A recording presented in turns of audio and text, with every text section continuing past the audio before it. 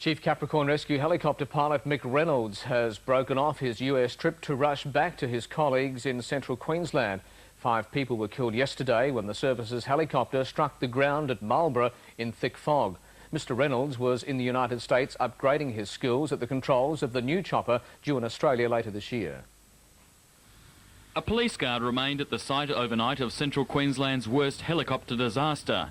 Crash investigators have now begun their task. It's been revealed the pilot made several passes over Marlborough in the thick fog that blanketed Central Queensland.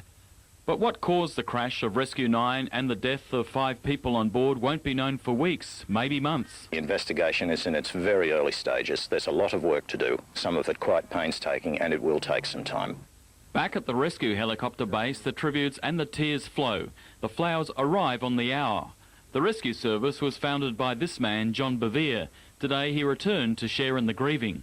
So many individuals have expressed a community concern and created something that is special to the community as far as an identity is concerned, and special to them. The trolley that Rescue 9 left from for its last journey remains outside.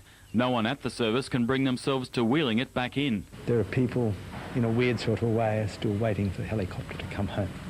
And we all know that's not going to be the case. The names of the 5 on board the fatal flight have been released.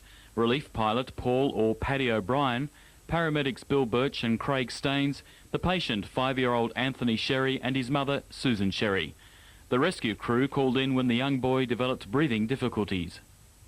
Over at the ambulance service, officers prepared to go to today's funeral of police officer Norman Watt, knowing they'll be attending more. Flowers too arriving. Throughout the building, though, there are constant reminders of the 2 lost colleagues, their empty lockers and the aircraft that became so much of life in Central Queensland as preserving life in Central Queensland. Maybe when the trolley comes in, the beginning of the healing process may have begun. Alastair, Frew, Win News. As Central Queensland comes to terms with yesterday's accident, the loss of pilot Paul or Paddy O'Brien's being felt right across the state.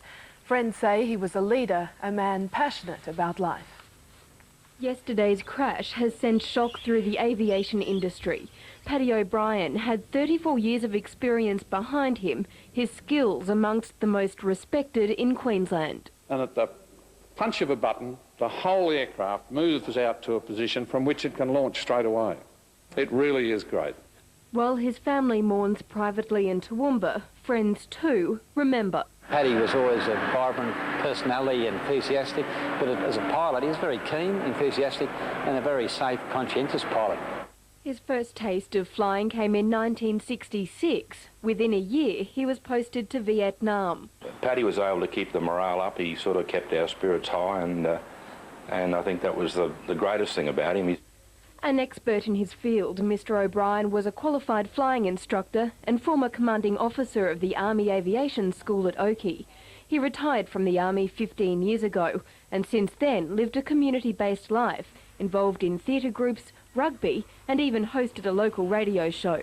He'd been a relief pilot for the Capricorn Rescue helicopter service for around 4 years. His jovial attitude to many an inspiration that will be sadly missed. He was a terrific pilot, he was a terrific leader, and he was a great mate, a great father, a great husband to me. He leaves behind wife Therese and 2 grown children. Amanda McLeay, Win News.